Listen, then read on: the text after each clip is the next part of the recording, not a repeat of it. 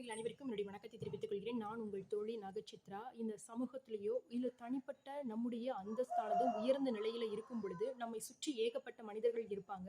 ஆனா எதிர்பாராத விதமாக நம்முடைய வாழ்க்கையிலும் நம்முடைய அந்தஸ்துகளிலும் சறுக்கல்கள் ஏற்படும் பொழுது அந்த மனிதர்கள் எல்லாரும் காணாம போயிருவாங்க.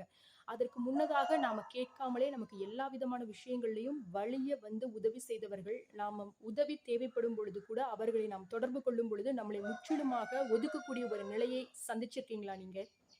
அத நினைச்சு ரொம்ப ஃபீல் பண்ணக்கூடியவங்களா நீங்க? உங்களுக்கான ஒரு அழகிய சிந்தனை வரிகள தான் இன்னைக்கு நம்ம பார்க்க போறோம். அதாவது இந்த மனிதர்கள் எல்லாரும் பெரும்பாலும் முன்னெடுத்து வைக்கக்கூடிய ஒரு காரணம் என்ன அப்படின்னு பார்த்துட்டீங்கன்னா, நேரம் இல்ல அப்படின்றது தான். ஆனா நம்ம உயர்மட்ட நிலைகள்ல இருக்கும் பொழுது அவங்களுக்கு நிறையவே நேரங்கள் இருந்துச்சு. என்ன காரணம் அப்படின்னா, நம்முடைய அந்தஸ்து.